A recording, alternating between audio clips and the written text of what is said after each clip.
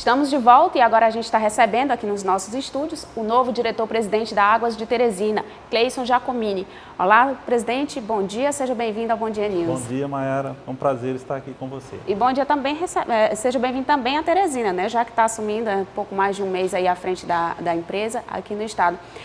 Aí eu começo te perguntando, qual o principal desafio que você aponta que você terá à frente da Águas de Teresina aqui? Bom, os desafios são muitos, Mayara. Nós podemos especificar, né, esse primeiro, que é a questão do abastecimento. Nós tínhamos muitos bairros, muitas localidades mal assistidas com abastecimento. Mal assistidas quando eu digo que não tinha uma regularidade. Então, esse é o principal objetivo, porque primordial as pessoas têm que abrir as torneiras em casa e ter água. E esse foi o foco inicial da empresa, desde que iniciou em julho de 2017, que era o tratamento, o trabalho de levar água para todos os bairros.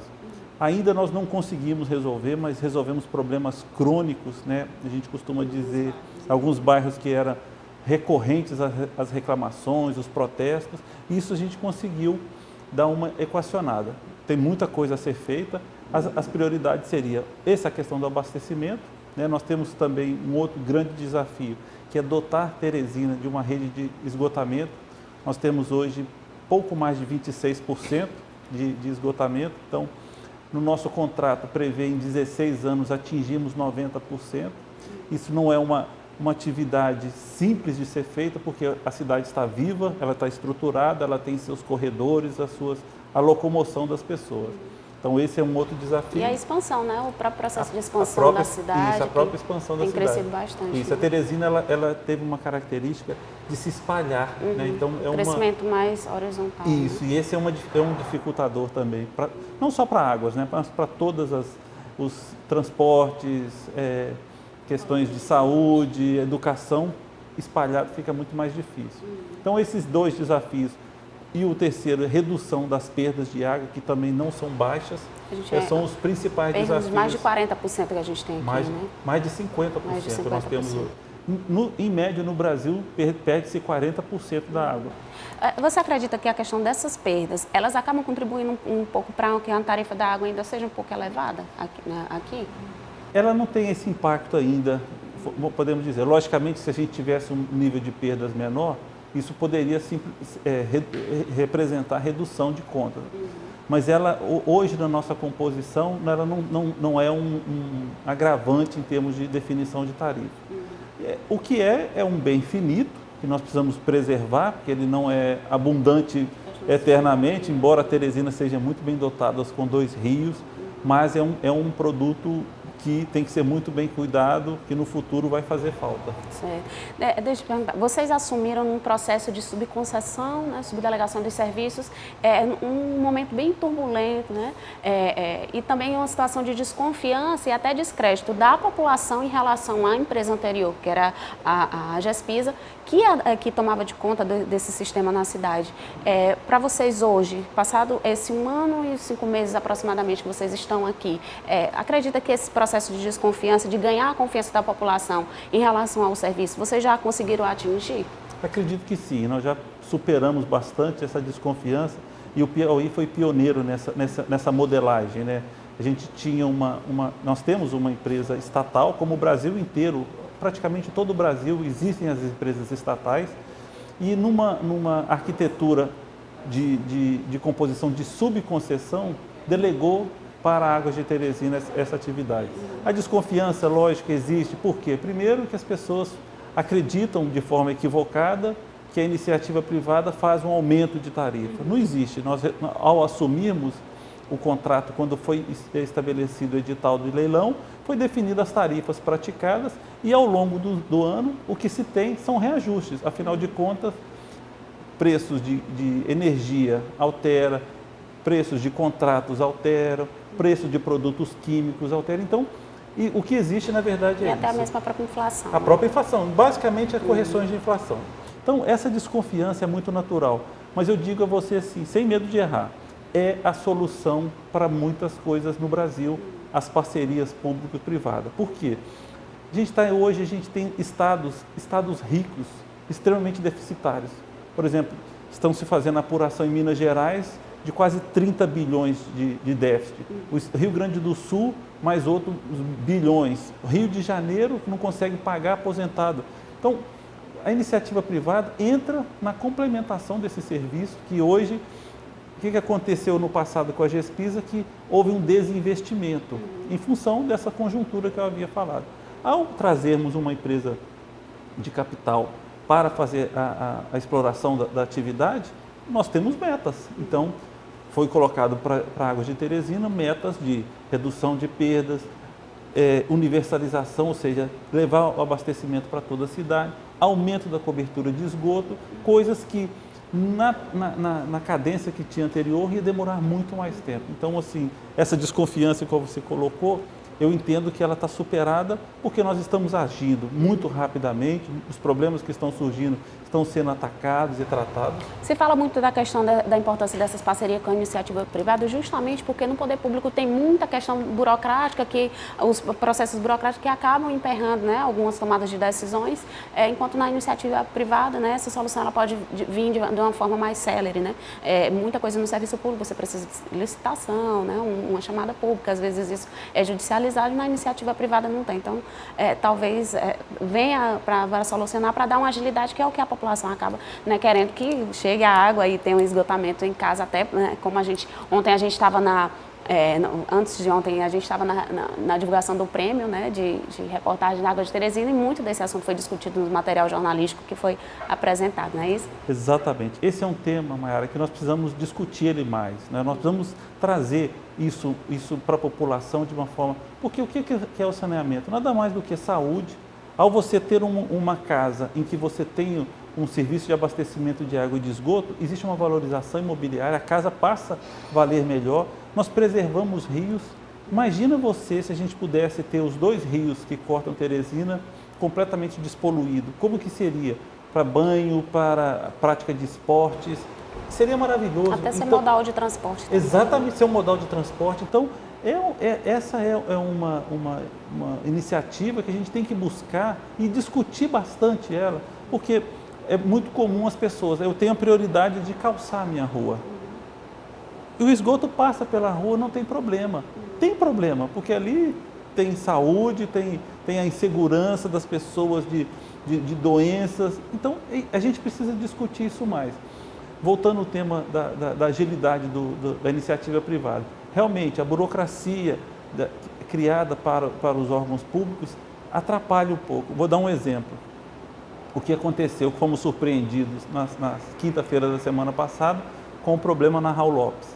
Aquele problema na Raul Lopes, se tivesse, por exemplo, de uma outra empresa, teria que fazer uma licitação ou uma licitação de emergência, criar toda uma dificuldade. Nós não.